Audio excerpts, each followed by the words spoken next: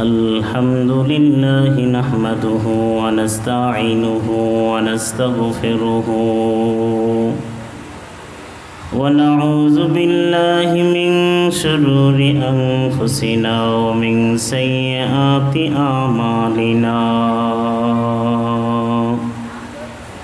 من يهده الله فلا مضل له ومن يضلله فلا هادي له ونشهد أن لا إله إلا الله وحده لا شريك له ونشهد أن سيدنا وسندنا وحبيبنا وطبيبنا وطبيب قلوبنا ومولانا محمدا عبده ورسوله أرسله الله تعالى بالحق بشيرا ونذيرا وداعيا إلى الله بإذنه وسراجا منيرا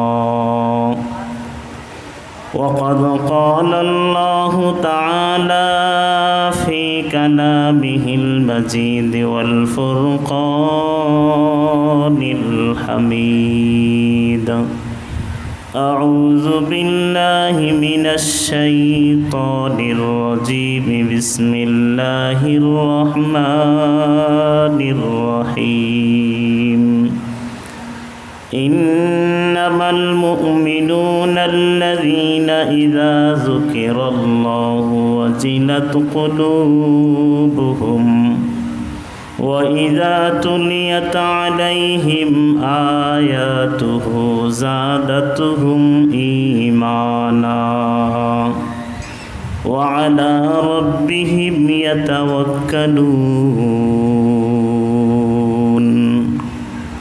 قال النبي صلى الله عليه وسلم القرآن شافع ومشفع أو كما قال عليه الصلاة والسلام وقال تعالى في شان حبيبه آمرا ومخبرا إن الله وملائكته يصلون على النبي يا أيها الذين آمنوا صلوا عليه وسلموا تسليما اللهم صل على محمد وعلى آل محمد كما صليت على إبراهيم وعلى آل إبراهيم إنك حميد مجيد اللهم بارك على محمد وعلى آل محمد كما باركت على إبراهيم وعلى آل إبراهيم إنك حميد مجيد জ্যাঠাগ্রাম আল ইহসান যুব সংগঠনের উদ্যোগে আয়োজিত 3 দিন ব্যাপী তাফসীরুল কুরআন মাহফিলের সম্মানিত সভাপতি সাহেব উস্তাজুল হাফাজ আলহাজ হাফিজ হুসাইন আহমদ হাফিজাহুল্লাহ মঞ্চে উপবিষ্ট আছেন এবং দূর দূরান্ত থেকে আগত দিনদার ইমানদার ভাইয়েরা পর্দার আড়ালে বসে কথা শুনছেন অত্যন্ত সভ্যভদ্র মা ও বোনেরা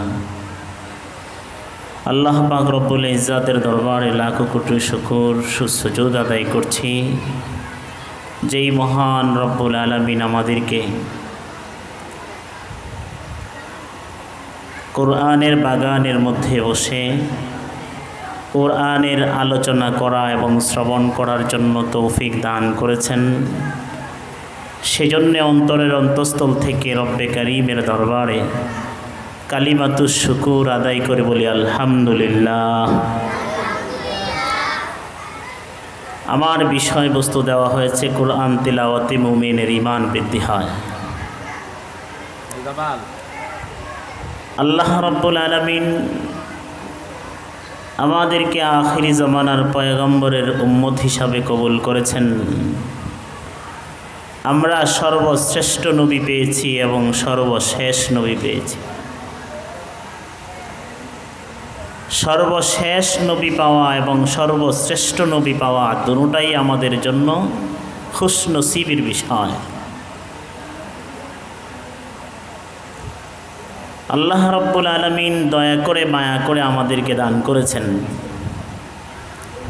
সমস্ত নবীদের মধ্যে যেমন আমাদের নবী শ্রেষ্ঠ, সমস্ত ধর্মের মধ্যে যেমন আমাদের ধর্ম শ্রেষ্ঠ, আসমানি সমস্ত কিতাবের মধ্যে আমাদের উপরে অবতীর্ণ কিতাব কোরআন আল্লাহ তাআলার কালাম এটাও শ্রেষ্ঠ। বান্দাদের মধ্যে আল্লাহ রাব্বুল আলামিনের যত বান্দা আছে, নবীদের যত উম্মত আছে, সমস্ত উম্মতের মধ্যে আমরা যেমন শ্রেষ্ঠ, আল্লাহ রাব্বুল আলামিনের কালাম সমস্ত কিতাবের মধ্যে তেমন শ্রেষ্ঠ। উপমা দিতে গিয়ে, উদাহরণ দিতে গিয়ে বলেন, আল্লাহ রাব্বুল আলামিনের শ্রেষ্ঠত্ব তার মাখলুকের প্রতি যেমন,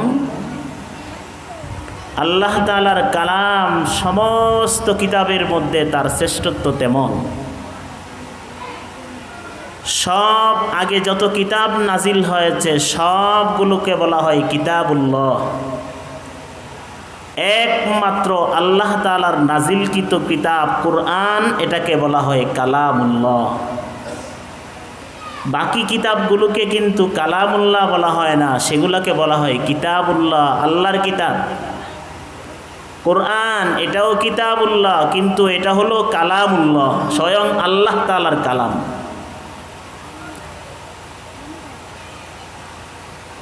প্রবাদ বাক্য আছে, কালামুল মুলুকি মুলুকুল কালাম, যে বাদশার কথা সমস্ত কথার বাদশা হয়। আল্লাহ তাআলা যেমন বাদশা, আল্লাহ তাআলার শ্রেষ্ঠ যেমন সমস্ত মাখলুকের উপরে, আল্লাহ তাআলার কালাম এটাও এমন দামি, এটাও এমন শ্রেষ্ঠত্ব সমস্ত কথার উপরে। এই কিতাবটা আল্লাহ তাআলা আমাদেরকে দান করেছেন।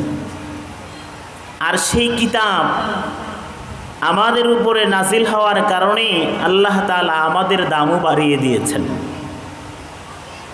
দামি কিতাব যার উপরে নাজিল হয়েছে সে দামি। যেমন আল্লাহ তাআলা এই কালামুল্লাহকে রাতের মধ্যে নাজিল করেছেন কদরের রাত্রিতে, এই জন্য এই রাত্রিটা সমস্ত রাত্রির চেয়েও আল্লাহ তাআলার কাছে দামি। এই কোরআন নাজিল হয়েছে আল্লাহ তাআলার 12টি মাসের মধ্যে, রমজান মাসে, শাহরু রমাদান আল্লাযী উনজিলা ফীহিল কোরআন। আল্লাহ তাআলা এই কালামকে নাজিল করেছেন পবিত্র রমজান মাসে, রমাদান মাসে।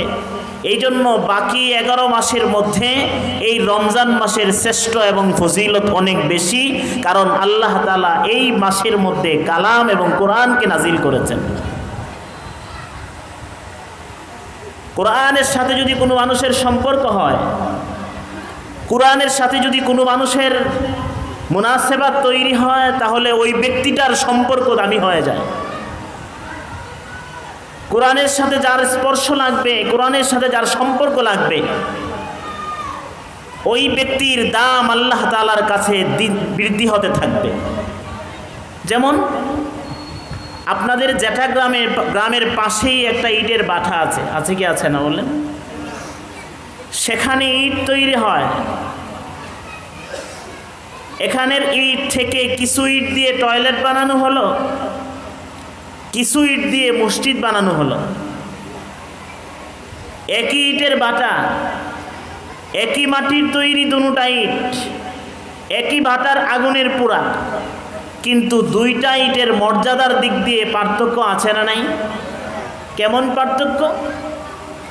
যেই ইটটা টয়লেটের মধ্যে রাখছে, একটা মানুষ সেখানে খালি পায়ে যেতেও ঘৃণাবোধ করে, ওই ইটটার উপরে খালি পা রাখতেও অপছন্দ করে, সে খালি পায়ে যায় না, সেখানে সে স্যান্ডেল পরিধান করে যায়। ঠিক কিনা বলেন? আর মসজিদের মধ্যে যে ইটটা লাগছে সেই ইটের মধ্যে মানুষ জুতা নিয়ে যাবে দূরের কথা, সে তার নিজের কপাল ঠেকায়া তার রবের দরবারে সেজদা দেয়। ইট কিন্তু দুটাই কিন্তু স্থান কাল পাত্র বেজে দুটার মর্তবা মর্যাদা সম্মান বেড়ে গেছে। একটার সম্মান বৃদ্ধি পেয়েছে, একটার সম্মান কমে গেছে। আজকে দেখেন বাজারে সেগুনের কাঠ দিয়ে তৈরি ফার্নিচার, সোফার মধ্যে আমরা বসে আজকে বয়ান করছি, কেউ খাট বানিয়ে সেখানে ঘুমায়। আবার মেহগনির একটা কাঠ দিয়ে এক মানুষ কোরআন রাখার জন্য রিহাল তৈরি করলো। মানুষের কাছে সেগুনের ফার্নিচার, সেগুন কাঠের তৈরি সোফার চেয়ে মেহগনি কাঠের তৈরি রিহালটা মানুষের কাছে দাম অনেক বেশি। কারণ এত সুন্দর কারুকার্যপূর্ণ যেই সোফা আছে, এটার মধ্যে কোনো মানুষ পা লাগলে এটাকে বুকে লাগায় না, কোনো মানুষ মুখে লাগায় না, কোনো মানুষ কপালে লাগায় না। কিন্তু কাঠটার দাম আছে কি না নাই, কাঠটার দাম সবচেয়ে বেশি কি বেশি না সেটা দেখার বিষয় না। যদি জংলার কাঠের মধ্যে সবচেয়ে কম দামি কাঠ দিয়েও যদি রিহাল আল্লাহর কালাম রাখার জন্য রিহাল বানানো হয়, কোনো মানুষের পা যদি লাগে, তাহলে মানুষটা অনুনয় বিনয় পেশ করে চোখের পানি ছেড়ে দিয়ে রবের কাছে তওবা করে ওই ব্যক্তি একবার রিহালটাকে বুকের মধ্যে লাগায়, আরেকবার সে চোখের মধ্যে লাগায়, আরেকবার ঠোঁটের মধ্যে লাগায়, আরেকবার কপালের মধ্যে লাগায়, আর কান্না করতে থাকে, আফসোস করতে থাকে, না জানি আমি এই কোরআনের রিহালের সাথে পা লাগিয়ে দিয়ে না জানি আমি বেয়াদবি করে ফেলেছি, আল্লাহ তাআলা আমাকে মাফ করবেন কি করবেন না এটা আল্লাহ তাআলা ভালো জানে। এই জন্য সে কান্না করতে থাকে। আসলে কি কাঠের দাম? কাঠের দাম না, কিন্তু কাঠটা কোরআনের সাথে লাগার কারণে, এই কোরআনের সাথে লাগার কারণে, দামি একটা জিনিসের সাথে লাগার কারণে এই জিনিসের দাম বেড়ে গেছে। একটা দামি কাপড় মানুষে পোশাক বানায়, পাঞ্জাবি বানায়, টুপি বানায়, কিন্তু এটার এত দাম নাই।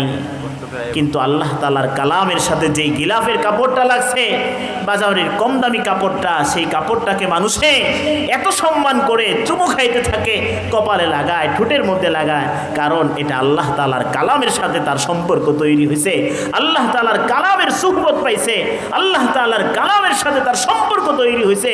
এই জন্য সামান্য কাপড়টার দামও মানুষের কাছে বেশি। ঠিক তদ্রূপভাবে যেই মানুষের সম্পর্ক কালামের সাথে তৈরি হবে, মানুষটা কালো কিংবা সুন্দর দেখার বিষয় না, গরিব না ধনী সেটা দেখার বিষয় না, রাজা না প্রজা সেটা দেখার বিষয় না, হেল্পার সুইপার দিনমজুর না বড় অট্টালিকার মালিক সেটাও দেখার বিষয় না। দেখো তার সম্পর্ক কোরআনের সাথে আছে কিনা। যদি তার সম্পর্ক কোরআনের সাথে লেগে থাকে, তাহলে আল্লাহ তাআলার কাছে তার দাম বেশি।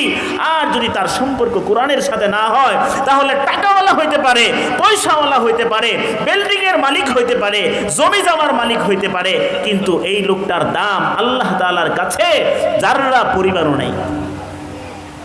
মানুষের সম্পর্ক কালামের সাথে যার সম্পর্ক তৈরি হবে, ওই ব্যক্তির সম্পর্ক আল্লাহ তাআলার কাছে বেশি হয়।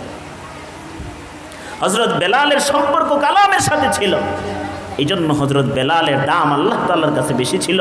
হযরত আম্মারের দাম কালামের সাথে ছিল, হযরত আম্মারের সম্পর্ক কালামের সাথে ছিল, এই জন্য আম্মার রাদিয়াল্লাহু তাআলা আনহুর দাম আল্লাহ তাআলার কাছে বেশি ছিল। হযরত খাব্বাবের দাম আল্লাহর কালামের সাথে সম্পর্ক কালামের সাথে ছিল, এই জন্য আল্লাহ তাআলার কাছে তাদের সম্পর্ক বেশি ছিল। আবু জাহেলের সম্পর্ক কালামের সাথে ছিল না, আবু জাহেলের সম্পর্ক নবীর সাথে ছিল না, এই জন্য মক্কার নেতৃস্থানীয় পর্যায়ে হওয়ার পরেও আল্লাহ তাআলার কাছে তার কোনো দাম ছিল না। এই জন্য দুনিয়াতে যত জীবন বেঁচে থাকবেন, নিয়ত করে চলতে হবে যে আল্লাহ তাআলা যেন মৃত্যুর আগ পর্যন্ত কোরআনের সাথে সম্পর্ক তৈরি করে দুনিয়া থেকে বিদায় হওয়ার তৌফিক দান করেন। বলেন আমিন। আমার সংক্ষিপ্ত সময়ের মধ্যে আমি আপনাদেরকে কিছু কথা বলতে চাই যে কোরআনের সাথে সম্পর্ক রাখলে আমাদের কি ফায়দা হবে। যেমন আমার বিষয়ভিত্তিক আলোচনার মধ্যে একটা আলোচনার অংশ এটাও আছে, কোরআনের সাথে সম্পর্ক রাখলে কোরআন মানুষকে এরকম হয়, কোরআনের আয়াত যখন মানুষ তিলাওয়াত শুনতে থাকে তখন আল্লাহ তাআলা তার ঈমানকে বৃদ্ধি করে দেয়। যতগুলো কোরআনের ফাজাইল আছে, যতগুলো কোরআনের মানাকেব আছে, তার মধ্যে একটা মানাকেব হলো এটা যে কোরআনের তেলাওয়াত শুনলে মানুষের মুমিনের ঈমান বৃদ্ধি হয়। কিন্তু এরকম আরও বহু পয়েন্ট আছে। এই কয়েকটা কথা বলে আমি আপনাদের কাছ থেকে বিদায় নেওয়ার চেষ্টা করব ইনশাআল্লাহ। তার মধ্যে একটা হলো আল্লাহ রাব্বুল আলামিন কোরআনের সাথে যে ব্যক্তি সম্পর্ক তৈরি করবে, যেই ব্যক্তি কোরআন তিলাওয়াত করবে, আল্লাহ রাব্বুল আলামিন কোরআন তিলাওয়াতকারীর তিলাওয়াত শ্রবণের জন্য আল্লাহ তাআলা আকাশ থেকে ফেরেশতা নাজিল করেন। বলেন সুবহানাল্লাহ।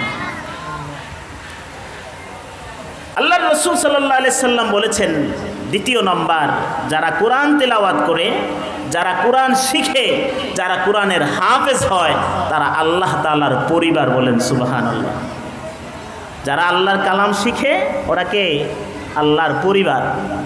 তৃতীয় নাম্বার, যারা আল্লাহর কালামকে শিখে, আল্লাহ তাআলার কালামকে যারা মুখস্থ করে হাফেজে কোরআন, এই সমস্ত ব্যক্তিদের ব্যাপারে বলা হয়েছে তাদেরকে যে সম্মান করবে, আল্লাহর রাসূল সাল্লাল্লাহু আলাইহি সাল্লাম বলেন যে হাফিজি কোরআনকে সম্মান করবে ওই ব্যক্তি সে যেন আল্লাহ তাআলাকেই সম্মান করলো। কোরআন হলো আমাদের জন্য সুপারিশকারী।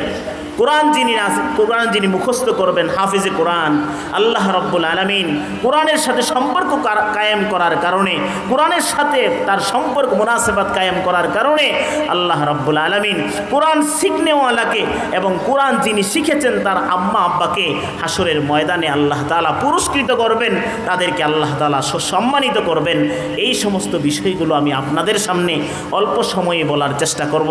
আল্লাহর রাসূল সাল্লাল্লাহু আলাইহি ওয়াসাল্লাম বলেন যে এই ব্যক্তি হযরত উসাইদ রাদিয়াল্লাহু তাআলা আনহু আল্লাহর রাসূলের একজন সাহাবী ছিলেন। হযরত উসাইদ রাদিয়াল্লাহু তাআলা আনহু বলতেছিলেন, ইয়াকরাউ আল-লাইলাতি, যে এক রাত্রির মধ্যে সূরাতুল বাকারা, আমি এক রাত্রির মধ্যে সূরা বাকারা তিলাওয়াত করতেছিলাম। আমার পাশে ফারাসুহু মারবুতুন, আমার সামনে একটি ঘোড়া বাঁধা ছিল। আর আমি যখন কোরআন তেলাওয়াতের জন্য শুরু করতাম, আমি যখন আল্লাহ তাআলার কালাম থেকে সূরা বাকারার আয়াত তিলাওয়াত করতেছিলাম, হঠাৎ করে দেখতেছিলাম আমার পাশে যে ঘোড়াটা বাঁধা ছিল এটা নাচতেছিল, লাফাইতেছিল। আমি তার লাফানি দেখে হঠাৎ করে তেলাওয়াত বন্ধ করে দিলাম। কিছুক্ষণ পরে আমি আবার কোরআন তেলাওয়াত শুরু করলাম। আবার দেখতেছি ঘোড়াটা হঠাৎ করে আবার লাফাইতেছে, ঘোড়াটা আবার নাচতেছে। আমি আবার ভয়ে বন্ধ করে দিলাম। তৃতীয়বার যখন দেখলাম যে সে এমনভাবে ছটফট করতেছে, এমনভাবে লাফাইতেছিল, আমার ছেলে ইয়াহিয়া ওই ঘোড়ার পাশেই শোয়া ছিল। এখন যদি এইভাবে লাফাইতে থাকে, আমি ভয় করতেছিলাম না জানি আমার ছেলের উপরে ঘোড়াটা পড়ে যায়। যদি আমার ছেলে ঘোড়ার পায়ের নিচে পড়ে যায় তাহলে তো সে নিষ্পেষিত হয়ে যাবে, পদদলিত হয়ে যাবে, ঘোড়া একবারে আমার ছেলের জীবনকে শেষ করে দিবে। এই জন্য আমি ভয়ে বন্ধ করে দিলাম। হঠাৎ করে আকাশের দিকে তাকালাম, তাকায়া দেখি আমার মাথার উপরে আকাশের একটা মেঘমালা দেখা যায়। আরেকটা মেঘমালার মধ্যে অনেকগুলো লাইট লাগানো আছে। ওই মেঘমালাটা এত আলোকিত, এত সুন্দর দেখতেছিলাম। কিছুক্ষণ পরে আর দেখলাম না। সকাল যখন হলো, ওই হযরত উসাইদ রাদিয়াল্লাহু তাআলা আনহু আল্লাহর রাসূলের কাছে গিয়ে বললেন, ইয়া রাসূলুল্লাহ, গতকাল রাত্রেবেলা আমি সূরা বাকারা তিলাওয়াত করতেছিলাম। তিলাওয়াত করার সময় আমি দেখতেছিলাম আমার পাশের ঘোড়াটা নাচতেছিল, লাফাইতেছিল। আমি তিলাওয়াত বন্ধ করে দিছি। আল্লাহর রাসূল সাল্লাল্লাহু আলাইহি সাল্লাম বলতেছিলেন, ইকরা ইয়া ইবনা জুরাইর, ইয়া ইবনা হুযাইর, হে হুযাই ইবনে হুযাইর, উসাইদ তুমি কেন তিলাওয়াত করতেছিলে না? আরো তিলাওয়াত করতে থাকতা। তখন বলতেছিলেন, ওগো আল্লাহর রাসূল, আমি তো তিলাওয়াত করতেছিলাম, আমার পাশের যে ঘোড়াটা ছিল না সেটা তো নাচতেছিল, সেটা লাফাইতেছিল। আমি ভয়ে তিলাওয়াত বন্ধ করে দিছি। আল্লাহর রাসূল বললেন, ইকরা ইয়া ইবনা হুযাইর, হে উসাইদ তুমি আরো তিলাওয়াত করতে থাকতা। আল্লাহর রাসূল বলেন, আমি তো তিলাওয়াত করতেই ছিলাম, যখন দেখলাম ঘোড়া নাচতেছে তখন আমি তিলাওয়াত বন্ধ করে দিছি। আল্লাহর রাসূল বলে, উসাইদ তুমি যদি আরো তিলাওয়াত করতা। তখন বলতেছে, আমার ছেলেটা ঘোড়ার পাশে শোয়া ছিল, আমি তো ভয় পাইতেছিলাম না জানি আমার ছেলেটা নিষ্পেষিত হয়ে যায়। যায়, গোড়ার পায়ের নিচে যদি পড়ে যায় তাহলে আমার ছেলের জীবন শেষ হয়ে যাবে। এই জন্য আমি সেখানে তেলাওয়াত বন্ধ করে দিছি। আমি হঠাৎ করে দেখলাম আকাশের মেঘমালার মধ্যে অনেকগুলো লাইট লাগানো আছে, সেটা আলোকিত হয়ে গেছে। আল্লাহর রাসূল সাল্লাল্লাহু আলাইহি সাল্লাম বলেন, তাদেরই মা যাকা, তুমি কি জানো তারা কারা ছিল, সেখানে কি ছিল সেটা কি তুমি জানো? হযরত উসাইদ রাদিয়াল্লাহু তাআলা বলতেছেন, ক্বালা লা ইয়া রাসূলুল্লাহ, ওগো আল্লাহর রাসূল, আমি তো জানতাম না ওরা কারা ছিল। আল্লাহর রাসূল সাল্লাল্লাহু আলাইহি ওয়াসাল্লাম বলেন, তিলকাল মালায়েকা, ওরা তো ফেরেশতা ছিল, দানাত লি সাউতিকা, তোমার আওয়াজের কারণে, তোমার তিলাওয়াতের কণ্ঠ শুনে তারা তো সেই জমিনের মধ্যে তোমার মাথার উপরে মেঘমালা আকারে তারা সেখানে থেমে গেছে। তুমি যদি তিলাওয়াত করতে থাকতা, লাউ কারাতালা আসবাহাতিন নাস, তুমি যদি তিলাওয়াত করতে থাকতা, সকাল পর্যন্ত তেলাওয়াত করলে আকাশের ফেরেশতাগুলো সকাল পর্যন্ত সেখানে থেকে তেলাওয়াত শুনে যেত। লাসবাহাতিন নাস হাত্তা ইয়ানজুরু ইলাইহা, আর তুমি যদি এভাবে সকাল পর্যন্ত তিলাওয়াত করতে, যখন মসজিদের মিনারের মধ্যে ফজরের আজান হতো আর মুসল্লিগুলো ফজরের নামাজ আদায়ের জন্য মসজিদে আসতো, তারা স্পষ্টভাবে আকাশের ফেরেশতাগুলোকে তারাও দেখতে পেত। তাহলে বোঝা যায় এই হাদিস থেকে, যেখানে মানুষ তিলাওয়াত করে আল্লাহর রাসূল সাল্লাল্লাহু আলাইহি সাল্লাম ফরমান যে সেখানে আল্লাহ তাআলার আকাশের ফেরেশতারা সেখানে এসে তিলাওয়াত শুনতে থাকে। বলেন সুবহানাল্লাহ। এই জন্য ভাই, যেই সমস্ত মাদ্রাসাগুলোর মধ্যে কোরআন তেলাওয়াত হয়, ওই সমস্ত মাদ্রাসাগুলোর মধ্যে ফেরেশতারা আল্লাহর কালাম শুনতে আসে। আল্লাহর রাসূল সাল্লাল্লাহু আলাইহি ওয়াসাল্লাম বলেন, যারা কোরআন তেলাওয়াত করে, যারা কোরআনকে হাফেজ, কোরআনের হাফেজ হয়, যারা কোরআনকে মুখস্থ করে, তাদের দাম কত জানো? তারা তো আল্লাহ তাআলার পরিবারের অন্তর্ভুক্ত। আল্লাহর রাসূল সাল্লাল্লাহু আলাইহি ওয়াসাল্লাম ফরমান, যেই ব্যক্তি আল্লাহ তাআলার কালাম শিখবে, ওই ব্যক্তি তো আল্লাহ তাআলার পরিবারের অন্তর্ভুক্ত হয়ে যায়। আল্লাহর রাসূল সাল্লাল্লাহু আলাইহি ওয়াসাল্লাম সাহাবায়ে কেরাম রিদওয়ানুল্লাহি তাআলা আলাইহিমকে বলতেছেন, ইন্না লিল্লাহি আহলিনা মিনান নাস, ও আমার সাহাবীরা, তোমরা কি জানো আল্লাহর বান্দাদের মধ্য থেকে কারা আল্লাহ তাআলার পরিবারের অন্তর্ভুক্ত? তোমরা কি এই কথা বলতে পারো? আল্লাহর রাসূলের সাহাবীরা বলতেছেন, ক্বালু, আল্লাহর রাসূলের সাহাবীরা বলতেছেন, মান হুম ইয়া রাসূলুল্লাহ, ওগো আল্লাহর রাসূল, কারা আল্লাহ তাআলার পরিবারের অন্তর্ভুক্ত? যদি আমাদেরকে একটু বলতেন, যদি আমাদেরকে একটু শোনাইতেন, তাহলে আমরা জানতে পারতাম আল্লাহ তাআলার পরিবারের অন্তর্ভুক্ত কারা। আপনি আমাদেরকে একটু জানান। আল্লাহর রাসূল সাল্লাল্লাহু আলাইহি ওয়াসাল্লাম বলতেছেন, হুম আহলুল কুরআনি ওয়া আহলুল্লাহ হুম আহলুল্লাহ ওয়া খাসাতুহু, হে আমার সাহাবীরা, তোমরা শোনো, যেই ব্যক্তি আল্লাহ তাআলার কোরআনের আহাল, যেই ব্যক্তি আল্লাহ তাআলার কোরআনকে সিনায় ধারণ করেছে, যেই ব্যক্তি আল্লাহ তাআলার কালামকে মুখস্থ করেছে, তারাই হলো আল্লাহ তাআলার পরিবারের অন্তর্ভুক্ত, তারাই হলো আল্লাহ তাআলার স্পেশাল লোক। ওয়া খাসাতুহু, যেই ব্যক্তি আল্লাহ তাআলার কালামকে মুখস্থ করবে, ওই ব্যক্তিটা আল্লাহ তাআলার খাস লোক, স্পেশাল লোক। আচ্ছা বলেন, যদি কোনো মানুষ এই কথা বলে যে আমি এমপি সাহেবের বিশেষ লোক, আমি মন্ত্রীর বিশেষ লোক, আমি প্রাইম মিনিস্টারের বিশেষ লোক, তাহলে এই ব্যক্তির কোনো অপরাধ করলে আর কোনো চিন্তা আছে? তার অপরাধের আর কোনো চিন্তা আছে? সে তো চিন্তা করবে আমার সাথে এমপির সম্পর্ক, আমার সাথে মন্ত্রীর সম্পর্ক, আমার যদি কোনো অপরাধ হয়েও যায় তাহলেও তো এমপির এক ফোনেই তো সমাধান হয়ে যাবে, মন্ত্রীর এক ফোনেই তো সমাধান হয়ে যাবে। ওই ব্যক্তিকে কেউ কিছু করতে পারে না, প্রশাসনের লোক পর্যন্ত তাকে ছাড় দিয়ে রাখে, কারণ এই লোকটা এমপির বিশেষ লোক, এই লোকটা মন্ত্রীর বিশেষ লোক, এই লোকটা প্রধানমন্ত্রীর বিশেষ লোক। আর আল্লাহ তাআলা বলতেছেন, যারা হাফেজে কোরআন, যারা কোরআনের সাথে সম্পর্ক রাখে, এই লোকগুলো হলো আমার পরিবারের লোক, এই লোকগুলো হলো আমার বিশেষ লোক।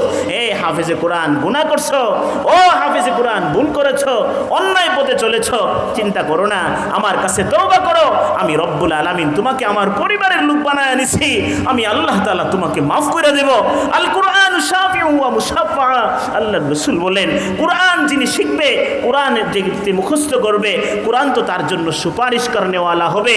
আল্লাহর রাসূল সাল্লাল্লাহু আলাইহি ওয়াসাল্লাম বলেন, কোরআন তার জন্য শাফাআত করবে, কোরআন তার জন্য সুপারিশ করবে।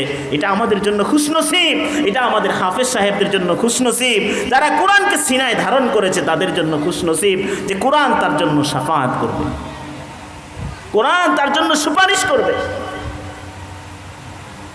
কিতাবের মধ্যে লেখে আল্লাহ তাআলা ময়দানে মাহশরের মধ্যে আল্লাহ তাআলার কালামটাকে একটা নওজোয়ান যুবকের আকৃতি ধারণ করাবেন, একটা যুবক মানুষের মতো আল্লাহর কালামের একটা আকৃতি দিবেন। যখন হিসাব শুরু হবে, আল্লাহ তাআলা যখন তার বান্দাদেরকে ডাকতে থাকবেন, হে বান্দা তোমার হিসাব দেওয়ার জন্য সামনে আসো, একজন হাফিজে কোরআনকে পাঠানো হবে, একজন কোরআনের সাথে মোহাব্বত ছিল তাকে পাঠানো হবে, কোরআনের প্রতিষ্ঠানের সাথে সম্পর্ক ছিল এমন ব্যক্তিকে পাঠানো হবে। আল্লাহ রাব্বুল আলামিনের কাছে ওই যে কালামটা যাকে যুবকের আকৃতি দিয়ে পাঠাইছিল, আল্লাহ তাআলার কাছে বলবে, আল্লাহ এই লোকটা দুনিয়াতে আমার সাথে সম্পর্ক ছিল, আমাকে অনেক মোহাব্বত করতো, ওগো আল্লাহ সে আমাকে ভালোবাসতো, আপনি তাকে মাফ করে দেন। আর যদি আপনি তাকে মাফ না করেন তাহলে আপনি আপনার কালাম থেকে আমাকে বের করে দেন। আপনি যদি আমার সুপারিশ না রাখেন আর হাফিজে কোরআনকে, কোরআনের মোহাব্বত করনেওয়ালাকে যদি আপনি মাফ না করেন তাহলে আপনি আমাকে কালাম থেকে বের করে দেন। আমি আর এই কালামের ভিতরে থাকতে চাই না। আল্লাহ রাব্বুল আলামিন ওই কালামের শাফাআত, ওই কালামের সুপারিশকে আল্লাহ তাআলা গ্রহণ করে আল্লাহ তাআলা ওই ব্যক্তিটাকে মাফ করে দিবেন। যাও, দুনিয়াতে কালামের সাথে তোমার সম্পর্ক ছিল, দুনিয়াতে আল্লাহর কোরআনকে মোহাব্বত করেছো, যেখানে কোরআন শিখায় ওই প্রতিষ্ঠানকে মোহাব্বত করেছো। আরে 10 টাকা ইনকাম করলে 2 টাকা আল্লাহর রাস্তায় কোরআন শিখানেওয়ালা প্রতিষ্ঠানের মধ্যে দান করছো, 10 টাকা ইনকাম করলে 2 টাকা যারা কোরআন শিখায় তাদের পিছনে খরচ করছো, 10 টাকা ইনকাম করলে 2 টাকা কোরআনের হাফিজদের পিছনে অংশ খরচ করছো। যাও, আমি আল্লাহ তাআলা তোমাকে মাফ করে দিছি, কারণ কোরআন তোমার ব্যাপারে শাফাআত করেছে, কোরআন তোমার ব্যাপারে সুপারিশ করেছে। আমি আল্লাহ রাব্বুল আলামিন তার এই সুপারিশকে প্রত্যাখ্যান করতে পারি না। যাও, আমি আল্লাহ তাআলা তোমাকে মাফ করে দিলাম। এই জন্য দোস্ত, আল্লাহ তাআলার কালামের সাথে সম্পর্ক রাখা যায়, আল্লাহ তাআলার কালামের সাথে মোহাব্বত রাখা যায়। আল্লাহ তাআলার কালামের সাথে যদি মোহাব্বত রাখতে পারেন, আল্লাহ তাআলা দুনিয়াতেও শান্তির জিন্দেগি দিবেন, আখেরাতেও শান্তির জিন্দেগি দিবেন। আল্লাহ তাআলা দুনিয়ার টেনশন দূর করে দিবেন আর আখেরাতের গুনাহগুলো মাফ করে আল্লাহ তাআলা জান্নাত দিয়ে দিবেন। আমি আমার এক মুরব্বী উস্তাদের কাছে একটি ঘটনা শুনেছিলাম। কোনো মানুষ যদি কোরআন নাও পড়তে পারে, প্রশ্ন হবে, হুজুর আমরা তো কোরআনের হাফেজ না, হুজুর আমরা তো কোরআনকে পড়তে পারি না, তাহলে আমাদের জন্য কি হবে? আল্লাহ তাআলা কি আমাকে মাফ করবেন? আমি তো শৈশবকালে কোরআন পড়তে পারি নাই।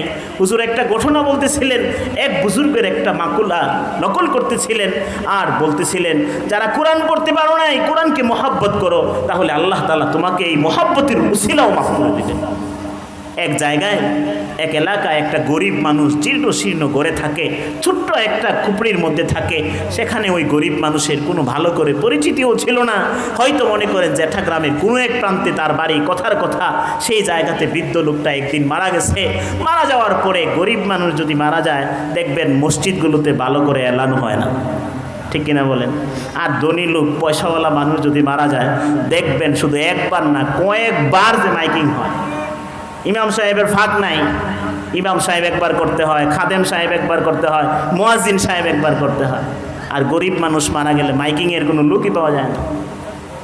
তো গরিব মানুষ, নামাজি মানুষ, বৃদ্ধ মানুষ মারা গেছে, সমাজের কেউ ভালো করে জানে না। কিন্তু যখন তার জানাজার সময় হয়েছে, জানাজার নামাজের যখন সময় হয়েছে, দেখতেছে দিক দিগন্ত থেকে পঙ্গপালের মতো সাদা পাগড়িওয়ালা, সাদা জুব্বাওয়ালা মানুষ এসে যেই মাঠের মধ্যে জানাজার কথা, নামাজের কথা বলা হয়েছিল, ওই মাঠ কানায় কানায় ভরপুর হয়ে গেছে। তখন বলতেছিল, কে যেন এক রাতের বেলা এক ঘোষক ঘোষণা করেছে, তোমরা যদি কোনো মানুষ তোমাদের গুনাহকে ক্ষমা করাইতে চাও, যাও ওই এলাকার মধ্যে, সেখানে একজন আমার মাসুক মারা গেছে, সেখানে আমার এক আশিক মারা গেছে যে আল্লাহ তাআলার কালামকে পছন্দ করত। আমি আল্লাহ তাআলার কালামকে পছন্দ করার কারণে আমিও তাকে পছন্দ করতাম।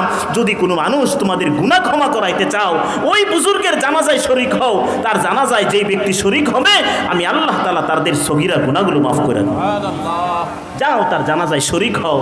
সমস্ত আহলুল্লাহরা, আল্লাহ ওয়ালারা, আল্লাহর ওলিরা সবাই সেখানে জানাজার নামাজের মধ্যে পঙ্গপালের মতো সাদা পাগড়ি পরে, সাদা পাঞ্জাবি পরে সেই জানাজায় শরীক হয়েছে। জানাজার নামাজ শেষ করে ওনাকে কবরস্থ করে ওই এলাকার এক বিশিষ্ট বুজুর্গ যে আমাকে তাকে একবার দেখা দরকার, তার বাড়িতে গিয়ে খোঁজখবর নেওয়া দরকার। এই মুরব্বীটার আমল কি ছিল, যে আমলের কারণে আল্লাহ তাআলা ঘোষণা দিয়েছেন, আজকে যেই ব্যক্তি তার জানাজায় শরীক হইবা, আমি আল্লাহ তাআলা তোমাদের গুনাহ মাফ করে দেব। এই লোকটার কি আমল ছিল আমাকে জানতে হবে। ওই আল্লাহওয়ালা বুজুর্গ লোকটা আস্তে আস্তে হাঁটি হাঁটি পা পা করে ওই জীর্ণ শীর্ণ থাকা জুপের ঘরে থাকা ওই সনের ঘরে থাকা মুরব্বীর বাড়িতে চলে গেলেন, গিয়ে তার বিবিকে তালাশ করে বের করলেন। বোন, তোমার স্বামীর কি আমল ছিল, আমাকে একটু শোনাইবা, তোমার স্বামীর কি আমল ছিল? এত বড় খুশনসিব, আল্লাহ তাআলা তাকে তো মাফ করছে, তো করছেই। আল্লাহ তাআলা ঘোষণা দিয়া দিছে, যেই ব্যক্তি এই লোকের জানাজায় শরীক হবে আল্লাহ তাআলা তার গুনাহ মাফ করে দিবেন। আর এই ব্যক্তি কিন্তু আল্লাহ মাফ করেই দিছেন। তার আমল কি ছিল? তুমি তো তার পরিবার ছিলা, আমাকে একটু শোনাও। তখন বলে, হুজুর, আমার স্বামীর তো এমন উল্লেখযোগ্য কোনো আমল আমার চোখে পড়ে না, তবে আমার চোখে পড়ে উনি যখন শেষ রাতে তাহাজ্জুদের নামাজ পড়ার জন্য উঠতেন, উঠার পরে তাহাজ্জুদের নামাজ পড়া ওই যে গোড়ের কোণে জুপের মধ্যে একটা কোরআন শরীফ রাখা আছে, একটা বই রাখা আছে, ওই বইটা তিনি নামায়া তিনি বইটা খুলতেন আর চোখের পানি ছাড়তেন, আঙ্গুল দিয়া দিয়া কি যেন উনি মিনমিনায়া বলতেন, আর আল্লাহ তাআলার কাছে কাঁদতেন। মাঝে মধ্যে আওয়াজ করে বলতেন, আল্লাহ, আমি তো পড়তে পারি না, ও আল্লাহ, আমি তো কিছু বুঝি না, আপনি কি বলেছেন? আপনি যা বলেছেন সব সত্য বলেছেন, আপনি যা বলেছেন সব সত্য বলেছেন। আমি বুঝি আর না বুঝি, আমি পড়তে পারি আর না পারি, কিন্তু আমার তো ব্যথা। আমি যদি এই কিতাবটা বুঝতাম, আমি যদি এই কিতাবটা পড়তে পারতাম, আমার দিলের মধ্যে শান্তি আসতো। আমি তো আজকে পড়তে পারি না। আল্লাহ, আপনি এই কিতাবের মধ্যে যা বলছেন সব সত্য বলছেন। এই কথা বইলা বইলা সে শেষ রাতে আল্লাহর কাছে কান্না করতো। বুজুর্গ লোকটা কিতাবটাকে গিয়া খুললেন, খুইলা দেখে এটা একটা কোরআন শরীফ রাখা, এটা একটা আল্লাহর কালাম রাখা। পুরাতন কোরআন শরীফ খুলে দেখে অনেক পৃষ্ঠার মধ্যে চোখের পানির ছাপ এখনো পর্যন্ত লেগে আছে। আপনারা দেখবেন নিউজ পিনের কাগজের মধ্যে যদি পানির ফোঁটা পড়ে, দেখবেন সেটা লাল দাগ হয়ে চিহ্ন হয়ে যায়। দেখছেন কিনা বলেন? এই মুরব্বীর চোখের পানির ফোঁটা যে বিভিন্ন জায়গায় পড়ছে, লাল হয়ে আছে। তখন বলতেছিলেন আল্লাহ তাআলার কালামকে সে কত মোহাব্বত করত, কিন্তু পড়তে জানতো না, বুঝতে পারতো না। তারপরেও আল্লাহ তাআলার কালামের মোহাব্বতের কারণে আল্লাহ রব্বুল আলামিন তাকে মাফ করে দিয়েছেন, আর সুসংবাদ দিয়ে দিয়েছেন, যারা তার জানাজায় শরীক হইবা আমি আল্লাহ তাআলা তাকেও মাফ করে দিলাম। এই কথাটা বলতেছিলাম দোস্ত, কোরআনকে মোহাব্বত করলে, পড়তে না জানলেও আল্লাহ তাআলা মাফ করার ব্যবস্থা রাখছেন, ঠিক কিনা বলেন? জন্য আমরা কালামকে মোহাব্বত করতে পারবো কি পারবো না? কোরআন পড়তে পারি নাই ছোটবেলা, মাদ্রাসার ছাত্র আছে তাদেরকে মোহাব্বত করেন, হাফেজে কোরআন আছে দেখলে মোহাব্বত করেন, হাফেজে কোরআন আছে দেখলে তাদেরকে সম্মান করেন, পকেটে 10টা টাকা আছে তাদেরকে দিয়ে একটা নাস্তার ব্যবস্থা করেন। বাবারে, তুমি তো আল্লাহ তাআলার কোরআনের হাফেজ, আল্লাহ তাআলার কালাম তোমার সিনার মধ্যে রাখছো, দুনিয়ার সবচাইতে তোমার দাম বেশি, আমার তো কিছুই দাম নাই, আমি তো পড়তেও পারি না, তুমি তো আল্লাহ তাআলার পুরো 30 পারা কোরআনটাকে তোমার সিনায় ধারণ করেছো। আল্লাহ তাআলা তোমাকে মাফ করবে, তোমার সুপারিশের দ্বারা আল্লাহ তাআলা 10টা জাহান্নামীকে মুক্তি দিয়া জান্নাতের ব্যবস্থা করে দিবেন। মুহাদ্দিসিনে কেরাম এই হাদিসের ব্যাখ্যায় লেখেন যে 10 জন মানুষকে যে হাফিজ কোরআন সুপারিশ করে জান্নাতে নিয়ে যাবে, ওরা কারা? ওরা কে? হাফিজ কোরআনের আত্মীয়। কোন আত্মীয়? আমি যে কথাটা বোঝানোর জন্য, এটা তো আপনারা অহরহ শুনেন, এখান থেকে আমি আপনাদেরকে যেই কথাটা বুঝাইতে চাই সেটা হলো, হাফেজে কোরআনকে যারা মোহাব্বত করছে, আত্মীয়র মধ্যে সব আত্মীয়কে সে সুপারিশ কইরা হাফেজে কোরআনও জান্নাতে নিতে পারবো না। হাফেজে কোরআনের আত্মীয়র মধ্যে ওই শ্রেণীর 2 ধরনের হয়ে যাবে। এক প্রকারের আত্মীয় হবে যারা আল্লাহর কালাম শিখলে আত্মীয়রা বিশুদ্ধার করছে, ঠাট্টা করছে, মজা করছে, বলছে আরে এরে হাফেজ বানাইছো, ওরে মাদ্রাসায় দিছো, এই মোল্লা বেড়া মোল্লাগিরি কইরা 1.5 টাকা বেতন পাইব, 580 টাকা বেতন পাইব, 5000 10,000 টাকা বেতন পাইব, এটা দিয়ে কি সংসার চালাইতে পারবে? এরে মাদ্রাসায় পড়ায় কি হবে, ওরে হাফেজ বানায় কি হবে? এটা তো সমাজের বোঝা বানায় যাইতেছে। আত্মীয়র মধ্যে কিছু আত্মীয় এরকম আসেনি?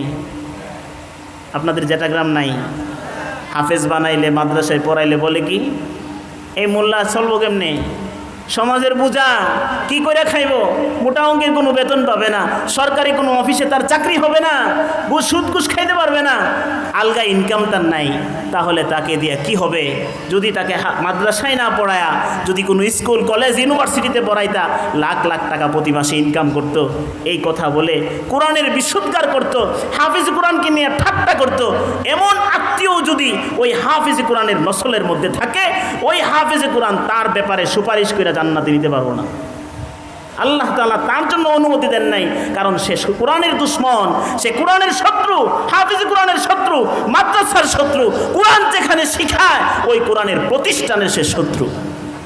আল্লাহ তাআলার কালামকে যে ছোট চোখে দেখে ওই ব্যক্তির ব্যাপারে হাফেজে কোরআন সুপারিশ করলেও সে জান্নাতে যেতে পারবে না। আল্লাহর রাসূল বলেন, তাহলে কাকে সুপারিশ করবে? সুপারিশ ওই আত্মীয়দের ব্যাপারে করবে যারা নাকি তাকে বাহবা দিত, যাকে তাকে ওয়েলকাম জানাতো, আহলান সাহলান জানাতো, তাকে মারহাবা বলতো। বাবা তুমি মাদ্রাসায় পড়তেছো, তুমি হাফেজ হইতেছো, ঠিক আছে তুমি সুন্দরভাবে হাফেজে কোরআন হও। আরে তুমি হাফেজ হইলে তো আমাদের মৃত্যুর পরে আমাদের কবরে গিয়া যখন দোয়া করবা, আল্লাহ তাআলা তোমার কালামের বিনিময়ে সূরা ইয়াসিনের তেলাওয়াতের বিনিময়ে আমাদের কবরের আযাব মাফ করবে। আরে বাবা তুমি পড়তে থাকো, আল্লাহ তাআলার কালামের হাফেজের দাম অনেক বেশি। এইরকম বইলা বইলা যারা সান্ত্বনা দিছে, যারা মারহাবা দিছে, আত্মীয় স্বজনের মধ্যে ওই সমস্ত ব্যক্তিদের মধ্য থেকে 10 জনকে সুপারিশ করে জান্নাতে নিয়ে যাবে। এই জন্য এখান থেকে এই ব্যাখ্যা থেকে বোঝা যায় কোরআনের হাফেজের কোনো বিশুদ্ধার করা যাবে না, কোরআনের হাফেজের কোনো বিরোধিতা করা যাবে না, কোরআনের হাফেজকে নিয়ে ঠাট্টা করা যাবে না। আপনি হাফেজ হতে পারেন নাই, আপনার সন্তানকে হাফেজ বানান। আপনার সন্তানকে পারেন নাই, তাহলে আপনার নাতিকে বানান। আপনার নাতিটাকেও পারলেন না, তাহলে কোরআনের হাফেজ যারা তাদেরকে সম্মান করতে শিখুন, কোরআনের প্রতিষ্ঠানকে সম্মান করতে শিখুন। এই কথা বলবেন না আরে মাদ্রাসা দিয়া, জায়গা জায়গায় মাদ্রাসা দিয়া হুজুররা এখন একটা ইনকামের ব্যবস্থা করছে, বলে কি বলে না? এটি শরীরেও অ্যালার্জি, দিলের মধ্যেও অ্যালার্জি। এগুলার কোরআন সহ্য হয় না, কোরআনের প্রতিষ্ঠান তাদের সহ্য হয় না। এই জন্য কোরআনের প্রতিষ্ঠান নিয়ে তাদের অ্যালার্জি আছে। কোরআনের প্রতিষ্ঠান যতই বাড়তে থাকবে, কোরআনের চর্চা ততই বেশি হতে থাকবে, ততই কোরআনের হাফেজ বের হতে থাকবে। এই দেশের মধ্যে আল্লাহ তাআলা এই হাফেজি কোরআনদের বিনিময়ে আল্লাহ রাব্বুল আলামিন আমাদেরকে আযাব আর গজব থেকে হেফাজত করবে। আমাদের এক মুরব্বী ঢাকার বলতেছিলেন, ঢাকার মধ্যে যেই পরিমাণে গুনাহ হয়, যেই পরিমাণে ঢাকার মধ্যে গুনাহ হয়, আল্লাহ তাআলা আমার মনে হয় আযাব দিয়া ফেরেশতা দিয়া পাঠায়া দেন, মানুষের ঘরের ছাদ পর্যন্ত ফেরেশতা আযাব নিয়ে চলে আসে। কিন্তু ঢাকার মধ্যে যেই পরিমাণ আল্লাহ তাআলা মাদ্রাসা রাখছেন, ওই মাদ্রাসাগুলোর কোরআন তেলাওয়াতের বিনিময়ে আল্লাহ তাআলা আবার ফেরেশতাকে আযাব থেকে উদ্ধার করে নিয়ে যান, সে এলাকায় আর আযাব দেন না। তাহলে বোঝা যায় যে এলাকার মধ্যে কোরআনের প্রতিষ্ঠান থাকবে, কোরআন শিখানোর মতো প্রতিষ্ঠান থাকবে, সেই এলাকার মধ্যে আল্লাহ তাআলা আযাব আর গজব দিবেন না, ঠিক কিনা বলেন? আমরা বেঁচে আছি কোরআনের বিনিময়ে, আমরা বেঁচে আছি কোরআনের প্রতিষ্ঠানের কারণে। আরে নাফরমান, তুমি তো যেই সমস্ত কাজ করো, তুমি প্রতিদিন জিনা করছো, তুমি প্রতিদিন তোমার ঘুষের সাথে সম্পর্ক, সুদের সাথে সম্পর্ক, তোমার মিথ্যার সাথে সম্পর্ক, তোমার গীবতের সাথে সম্পর্ক, শিকায়েতের সাথে সম্পর্ক, পরনিন্দার সাথে তোমার সম্পর্ক। আল্লাহ রাব্বুল আলামিনের হুকুম আহকাম যাররা পরিমাণ মানো না, 5 ওয়াক্ত নামাজের জন্য একদিন মসজিদে আসো না। আয় নাফরমান, শুক্রবারে জুমার নামাজ পড়ার জন্য আসো না। রমজানের 30টা রোজা রাখার মতো সুযোগ তোমার হয় না। ওই নাফরমান, রোজার তো দূরের কথা, ঈদের নামাজও তুমি আসো না। কিন্তু মাঝে মধ্যে জানাজার সময় তোমাকে মাঠের মধ্যে পাওয়া যায়। কিন্তু তুমি কি কথা ভাবো আল্লাহ তাআলা তোমার উপর অসন্তুষ্ট হয়ে তোমার জন্য গজব পাঠানোর জন্য আল্লাহ তাআলা রেডি আছেন, কিন্তু পাঠায় না। জেটাগ্রাম মাদ্রাসার এই হাফেজ কোরআন ছাত্রদের বিনিময়ে, হাফেজ কোরআন ছাত্রদের তেলাওয়াতের বরকতে আল্লাহ রাব্বুল আলামিন জেটাগ্রামের জমিনে এখনো তোমাকে আল্লাহ তাআলা বাঁচায় রাখছেন, নাহলে টিকতে পারতা না। আমাদের দেশে বলে কারো ছিলা সিন্নি খাইলা মোল্লা ছিলা না, আপনাদের দেশে বলে কিনা বলেন? কারো ছিলাই টিকে আছি, এটাই তো জানলাম না, এটাই বুঝলাম না, তাদেরকে সম্মান করতে শিখতে পারলাম না। এই জন্য দোস্ত, আমার জিন্দগিতে প্রথম ওয়াদা হবে কোরআনকে মোহাব্বত করনে ওয়ালা।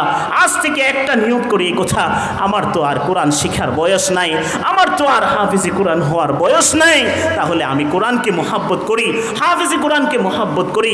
আল্লাহ তাআলার কাছে আজ থেকে ওয়াদা করি, আল্লাহ আমাকে যদি আপনি সন্তান দেন, তাহলে আমি ওয়াদা করি আল্লাহ তাআলার কালাম তাকে শিখাবো, আল্লাহ তাআলার কালামের হাফেজ তাকে বানাবো। আমার যদি নাতি হয়, তাহলে একটা নাতি মাদ্রাসায় পড়ায়া তাকে হাফেজি কোরআন বানাবো। আল্লাহর রাসূল সাল্লাল্লাহু আলাইহি ওয়াসাল্লাম বলেন, যেই ব্যক্তি কোরআন শিখবে, আল্লাহ তাআলা তাকে রাজত্বের মধ্যে, জান্নাতের মধ্যে তাকে রাজত্ব দান করবেন। আল্লাহ রাব্বুল আলামিন তাকে সম্মান দিবেন, এমনকি তার পিতামাতাকেও আল্লাহ সম্মান দিবেন। আল্লাহর রাসূল সাল্লাল্লাহু আলাইহি ওয়াসাল্লাম এক হাদিসের মধ্যে বলেন, যেই ব্যক্তি কোরআনকে তার সিনায় ধারণ করবে, এই কোরআনটা হাসরের মাঠে অথবা কবরের মধ্যে তাকে গিয়া কোরআন তাকে হাফেজে কোরআনকে বলবে, হাল তারিফুনি, তুমি কি আমাকে চিনো? হাফেজে কোরআনকে জিজ্ঞেস করা হবে, তুমি কি আমাকে চিনো? তখন একটা হাফেজে কোরআন বলবে, মা আরিফুকা, আমি তো তোমাকে চিনি না। তখন কোরআন বলবে, আমাকে চিনো না? আনা সাহিবুকাল কোরআন, আরে দুনিয়াতে আমি তোমার সাথী কোরআন ছিলাম, আমি দুনিয়াতে যে তোমার সাথী ছিল কোরআন, আমি তো সেই কোরআন। এই কথা বলার পর সে বলবে, আল্লাজি আজমাতুকা ফিল জাওয়াহির, যে তোমাকে দুনিয়াতে আমি কোরআন তেলাওয়াতের কারণে অনেক সময় তৃষ্ণার্ত রাখতাম, ও আসমারতু লাইলাকা, আর রাতের বেলা আমি তোমাকে জাগ্রত রাখতাম, কারণ তুমি কোরআন তেলাওয়াতের নেশায় অনেক সময় না ঘুমায়া তুমি কোরআন তেলাওয়াত করতা। আমাকে চিনো না? আমি তো তোমার সেই কোরআন। এই হাফিজে কোরআনের জন্য আল্লাহর রাসূল সাল্লাল্লাহু আলাইহি ওয়াসাল্লাম বলেন, আল্লাহ রাব্বুল আলামিন তাকে এত সম্মান দিবেন যে ইউতাল মুলকা ফি ইয়ামিনিহি, আল্লাহ তাআলা তার ডান হাতের মধ্যে জান্নাতের সরদারি এবং তার মালিকানা বুঝাইয়া দিবেন, আর তার বাম হাতের মধ্যে ওয়াল খুলদা ফি শিমালিহি, আর তার বাম হাতের মধ্যে চিরস্থায়ী জান্নাতে থাকার জন্য একটা সার্টিফিকেট দিয়ে দিবেন। ওয়ায়ুজাউ আলা রাসিহি তাজুল ওয়াকার, আল্লাহ তাআলা হাফিজে কোরআনের মাথার মধ্যে একটা ইজ্জতের এবং সম্মানের টুপি পরিধান করিয়ে দেওয়া হবে। ওয়ায়ুকসা ওয়ালিদাহু হুল্লাতাইন, আল্লাহ রাব্বুল আলামিন হাফিজে কোরআনের আম্মা আব্বাকে কাছে ডেকে তাকে দুই জোড়া কাপড়, অনেক দামি কাপড় আল্লাহ তাআলা তাদেরকে পরায়া দিবেন। আল্লাহর রাসূল সাল্লাল্লাহু আলাইহি ওয়াসাল্লাম ফরমান, হাফিজে কোরআনের আম্মা আব্বাকে যে দুই জোড়া কাপড় পরিধান করানো হবে, এই দুই জোড়া কাপড়ের দাম কত জানো? লা ইউকাওয়ামু লাহুমা দুনিয়া, যে দুনিয়াবাসীরা এই দুই জোড়া কাপড়ের মূল্য তারা কিয়ামত পর্যন্ত দিতে পারবে না। হাফিজে কোরআনের আম্মা আব্বাকে যেই দুই জোড়া কাপড় পরিধান করানো হবে, দুনিয়ার যত বড় বড় টাকার মালিক, অট্টালিকার মালিক, তারা কেউ সারা দুনিয়ার সমস্ত অর্থ সম্পদগুলো মিলেও ওই হাফিজে কোরআনের আম্মা আব্বার দুই জোড়া পোশাকের সমপরিমাণ দাম হবে না। হাফিজে কোরআনের আম্মা আব্বারা বলবে, বিমাই কুসিনা হাজি, আল্লাহ তাআলা এত দামি পোশাক আমাদেরকে কেন পরালেন? আল্লাহ তাআলা এই হাসরের ময়দানে আমাদেরকে এত দামি পোশাক পরায়া কেন সম্মানিত করলেন? আল্লাহর রাসূল সাল্লাল্লাহু আলাইহি ওয়াসাল্লাম বলেন, হাফিজে কোরআনের আম্মা আব্বাকে সম্মান দিয়া তাদেরকে যে দুইটা কাপড় পরিধান করানো হবে, তখন তাদেরকে বলা হবে, বি আখসি ওয়ালাদিকুমাল কোরআন, আরে তোমাদেরকে দুই জোড়া সম্মানী কাপড় পরানো হয়েছে, দুই জোড়া দামি কাপড় পরানো হয়েছে এই জন্য যে দুনিয়াতে তোমার সন্তানরা কোরআন গ্রহণ করেছিল, কোরআনের হাফেজ হয়েছিল, কোরআনকে সিনায় ধারণ করেছিল।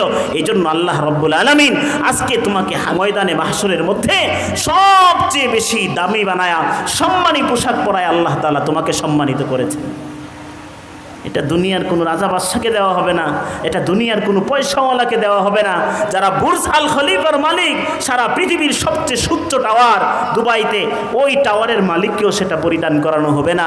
যেটা গ্রামের রিক্সা চালক, যে রিক্সা চালায়া পেডেল মেরে সন্তানকে টাকা উপার্জন করে হাফিজে কোরআন বানাইছিল, মুদির মালের দোকানে সামান্য ইনকামের মালিক ছিল, চায়ের স্টলের মধ্যে চার দোকানদারি করে সামান্য উপার্জনের বিনিময়ে সন্তানটাকে হাফিজে কোরআন বানাইছিল। দুনিয়ার আদালতে দুনিয়ার মানুষের কাছে একটা হাফিজে কোরআনের দাম নাও থাকতে পারে, দুনিয়ার মানুষের কাছে হাফিজে কোরআনের বাবার দাম নাও থাকতে পারে, দুনিয়ার হাফিজে কোরআনের বাবা গরিব হইতে পারে, দুনিয়ার হাফিজে কোরআনের বাবার ঘরের মধ্যে খাবার না থাকতে পারে, দুনিয়ার হাফিজে কোরআনের বাবার গায়ের মধ্যে ভালো কোনো কাপড় না থাকতে পারে, দুনিয়ার হাফিজে কোরআনের বাবার গায়ের রং ভালো না থাকতে পারে, দুনিয়ার হাফিজে কোরআনের বাবার ভালো বাসা না থাকতে পারে, কিন্তু দুনিয়ার হাফিজে কোরআনের সম্মান আল্লাহ তাআলা তো দিবেন, তো দিবেনই, কিন্তু তার পাশাপাশি হাসরের মাঠে সমস্ত মানুষের সামনে হাফিজে কোরআনের আম্মা আব্বাকে সবচেয়ে বেশি দামি বানায় দিবেন। তাহলে বলেন, কোরআনের সাথে সম্পর্ক রাখলে কোনো লস আছে? কোরআনের সাথে সম্পর্ক তৈরি করলে, কোরআনের সাথে সম্পর্ক কায়েম করলে লস হবে? দামি হওয়া যাবে তো ইনশাআল্লাহ? এই জন্য আমরা নিয়ত করতে পারি না ইনশাআল্লাহ যে একটা সন্তানকে অথবা একটা ভাইকে অথবা একটা নাকিদকে হাফেজে কোরআন বানাবো। আরে দুনিয়ার মানুষ তিরস্কার করলে কোনো আসে যায় না, দুনিয়ার কোনো মানুষ তাকে নিয়ে তিরস্কার করলে কোনো আসে যায় না, কারণ দুনিয়ার মানুষ আমাকে খারাপ বললেও কিছু হয় না যদি আমার আল্লাহ আমাকে ভালো বলে। যদি দুনিয়ার মানুষ যদি আমাকে খারাপ বলে তাতে আমার কোনো যায় আসে না, যদি আমার রব আমাকে ভালো বলে সার্টিফিকেট দেয়, যদি রবের কাছে আমি ভালো হই, যদি রবের কাছে দামি হয়ে যায়, দুনিয়ার মানুষ কে কি বললো না না বললো সেটা আমার দেখার বিষয় না। এই জন্য ভাই কোরআনের সাথে সম্পর্ক রাখবো তো ইনশাআল্লাহ? সবাই বলেন রাখবো তো ইনশাআল্লাহ? আর এই কোরআনের সাথে সম্পর্ক আছে বলেই তো, কোরআনকে মোহাব্বত করে বলেই তো আজকে মাহফিল, কোরআনের মাহফিল, কোরআনকে মোহাব্বত করে বলেই তো মাগরিবের পরে আজকে বয়ান শোনার জন্য আসছি, ঠিক কিনা? না হলে তো বাজারে টেলিভিশন চলতেছে না, বাজারে স্টলের মধ্যে গল্প গুজব কি আর চলছে না? আমারও তো মনে চাইছিল আমিও তো স্টলে বসে, আমিও টেলিভিশনের সামনে বসে আমি যদি সময়টা কাটাইতে পারতাম, আমারও তো আত্মা তৃপ্তি হতো। কিন্তু তা না ভেবে আখেরাতের কথা, পরকালের কথা চিন্তা করে কোরআনের সাথে মহব্বত কায়েম করে দুনিয়ার সবগুলোকে পিছনে ফেলে সব কিছু লাথি মেরে দিয়ে খোলা আকাশের নিচে এই ময়দানে বসে কোরআনের কথা শুনছি, এই জন্যই যে কোরআনকে আমি ভালোবাসি, ঠিক কিনা বলেন? এই জন্য দোস্ত আমরা নিয়ত করি ইনশাআল্লাহ মৃত্যু পর্যন্ত কোরআনের সাথে মোহাব্বত কায়েম রাখবো ইনশাআল্লাহ। পারবো তো ইনশাআল্লাহ? কোরআনের হাফেজদেরকে সম্মান করবো, পারবো না? পারবো কি পারবো না বলেন? গালেবান আমি আল্লামা আহমদ শফি রহমতুল্লাহি আলাইহির জবানে একটা বয়ান শুনেছিলাম। গালেবান এটা হজরত হুসাইন আহমদ মদনী রহমতুল্লাহের ব্যাপারে হবে।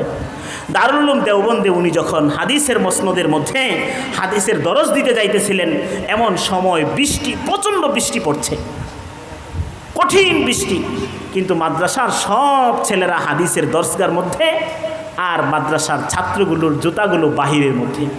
হুসাইন আহমদ মদনী রহমতুল্লাহ আলাই শাইখুল হাদিস আরব আল আজম যাকে বলা হয়, যিনি আরব এবং অনারবের শাইখুল হাদিস ছিলেন, ওনার এই রুমালটাকে উনি বিছায়া দিলেন। বিছায়া মাদ্রাসার তালিবুল ইলমগুলোর জুতাগুলোকে একজন শাইখুল হাদিসের রুমালের উপরে নিয়ে রুমালগুলোকে দিয়ে গাঁঠুরি বেঁধে জুতাগুলোকে মাথার উপরে নিয়ে রুমের মধ্যে যাইতেছেন। ছাত্ররা দেখে চোখের পানি ছেড়ে দিলেন, আরে সর্বনাশ করে ফেলেছে আমাদের উস্তাদ জি শাইখুল হাদিস, আমাদের জুতাগুলোকে নিয়ে তার রুমালের উপরে বিছিয়ে আমাদের উস্তাদের মাথার মধ্যে নিয়ে যাইতেছেন। হুসাইন আহমদ মদনী রহমতুল্লাহ আলাইকে জিজ্ঞেস করা হলো, উস্তাদ জি আপনি কাজটা কি করলেন, আপনার ছাত্রের জুতা আপনার মাথার মধ্যে? তখন হুসাইন আহমদ মদনী রহমতুল্লাহ আলাই বলেন, আমি হুসাইনের চাইতে আমার মাদ্রাসার এই তালিবুল ইলমগুলোর দাম অনেক বেশি, কারণ তারা কোরআন শেখার জন্য আসছে। এই তালিবুল ইলমগুলোর দাম তো অনেক বেশি, তাদের পায়ের নিচে ফেরেশতারা নূরের পর বিছায়া দেয়। এই জন্য আমি হুসাইন চাই তালিবুল ইলমগুলোর জুতা যদি মাথায় বহন করে দুনিয়া থেকে বিদায় হয়, আল্লাহ তাআলার কাছে যদি কোনো মুক্তির পথ নাও পায়, আল্লাহ তাআলার কাছে বলবো এই কথা, যারা তোমার কোরআন শেখার জন্য গেছে তাদের জুতাগুলো মাথায় নিয়ে বহন করেছে, আল্লাহ তাআলা এই উসিলা আমি হুসাইন আহমদকে মাফ করে দেব।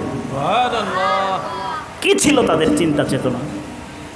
আমরা অনেক সময় মসজিদের মধ্যে ছোট্ট ছোট্ট বাচ্চাগুলো যখন সুইচটা একবারের জায়গায় দুইবার টিপ দেয়, ধমক মারে, দেখি দেয় না বলে? আরে ধমক মারে, আপনি কারে ধমক দিলেন? একটা হাফিজি কোরআনের ধমক দিছেন, আল্লাহ তাআলার আরশ পর্যন্ত কেঁপে উঠে একটা হাফিজি কোরআনের ধমক। কোনোদিন কশিন কালেও একটা হাফিজি কোরআনকে, একটা মাদ্রাসার ছোট্ট ছাত্রকে কখনোই ধমক দিবেন না, কখনোই না। আপনি মনে করবেন যে তার দাম আমার চেয়ে অনেক বেশি, তাইলে আল্লাহ তাআলা ছোট্ট একটা আমলের বিনিময়ে আপনাকে মাফ করে দেবেন। এই জন্য ভাই কোরআনের সাথে সম্পর্ক রাখবেন তো ইনশাআল্লাহ? এখন আমরা তো কিভাবে সম্পর্কের কায়েম দর্শগুলো আমি বললাম, আমি হয়তো হাফেজ হব, পারলাম না নাতিকে বানাবো, পারলাম না ভাইকে বানাবো, অথবা পারলাম না মাদ্রাসার একটা হাফেজে কোরআনকে নিজের ঘরের মধ্যে লজিং রাইখা খাওয়াবো, পারবো? আওয়াজটা ছোট, পারবো তো ইনশাআল্লাহ? আরে এটা কি কঠিন? একটা হাফেজে কোরআনকে লজিং রাখা এটা কি কঠিন বলেন? আমি আপনাদেরকে ওয়াকিয়া শোনাই। দেখেন, অনেক মানুষ, গরিব মানুষ বাবার জন্য জিয়াফত করতে পারে না, করতে পারে? ধনীরা দেখবেন সমাজের মধ্যে বাবা যেদিন মারা যায় জানাজার নামাজের সময় এলান করে দেয় মুখ তারিখে জিয়াফত, ঠিক না?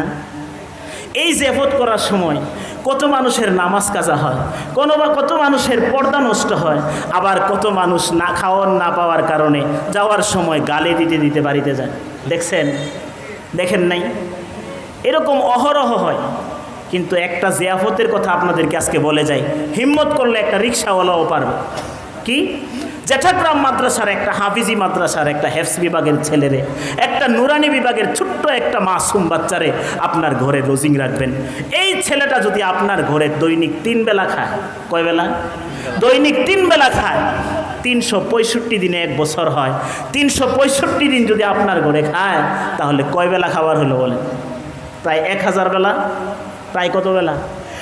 1000 বেলা। আপনি যদি আপনার বাবার মৃত্যুর পরে আপনি যদি একটা জিয়াফত করেন, 1000 মানুষ দাওয়াত দিয়ে খাওয়াইতে পারবেন? ওই জিয়াফতের মধ্যে মানুষের নামাজ কাজা হয়, ওই জিয়াফতের মধ্যে পর্দা লঙ্ঘন হয়, তৃপ্তি সহকারে মানুষকে খাওয়ানো যায় না। কিন্তু একটা হাফেজে কোরআন, একটা নুরানির ছেলে, আপনি যখন ঘুমায়া থাকেন শেষ রাতে ওইটা তাহাজ্জুদ নামাজ পড়া রবের দরবারে দোয়া করে, আল্লাহ আমার আম্মা আব্বাকে মাফ করেন, আমাকে যারা লজিং রাখে তারেও মাফ করে দেন। অথচ আপনি ঘুমায় আছেন, আপনি জানেন না সন্তানটা উঠে আপনার জন্য শেষ রাতে চোখের পানি ফালায়া কাঁদে। আরে ভাই, এই সন্তানটা আপনার ঘরের খাবার খায় হাফেজে কোরআন হয়েছে, এই সন্তানটাকে 1 বছর পর্যন্ত আপনার ঘরে রাখলেন। আল্লাহ তাআলা আপনার আম্মা আব্বার কবরের মধ্যে একটা জিয়াফতের সওয়াব ঘরের মধ্যে পৌঁছায় দেন। একটা ছেলেরে খাওয়ানটা কি কঠিন? একটা ছেলেকে খাওয়ান কঠিন? দৈনিক কি মাদ্রাসার পক্ষ থেকে এরকম লিস্ট আছে যে আমাদের মাদ্রাসার যাদেরকে লজিং নেবেন দৈনিক মুরগির গোশত খাওয়াইতে হবে, দৈনিক গরুর গোশত খাওয়াইতে হবে? আছে? আপনি যা খাবেন তাই। আপনি যদি পান্তা ভাত খান সেও খাবে, আপনি যদি ঠান্ডা ভাত খান সেও খাবে, আপনি যদি গরম ভাত খান সেও খাবে, আপনি যদি শুটকির ভর্তা খান সেও খাবে, আপনি যদি মাছ খান তাই খাবে, আপনি যদি গোশত খান সেও গোশতই খাবে। আপনার ঘরে যা খাবার হাফেজে কোরআনের তাই খাবার। কিন্তু এই হাফেজে কোরআনকে যদি নিজের সন্তানের মতো কইরা 1 বছর রাইখা পালতে পারেন, আল্লাহ তাআলা দেখবেন মৃত্যুর পরে এরকম কয়েকটা জিয়াফতের সওয়াব আপনার আমল নামায় উঠায়া দেবে। পারবেন তো ইনশাআল্লাহ? লজিং নাই কার কার ঘরে? এরকম কেউ আছে এখানে? লজিং নাই, নিতে হবে না। নাই কেউ আছে? হাত উঠান তো দেখি। 1 জন, 2 জন, 3 জন, 4 জন, 5 জন, এরকম আরও আছে না? নাই? 6 জন। আর আসেনি?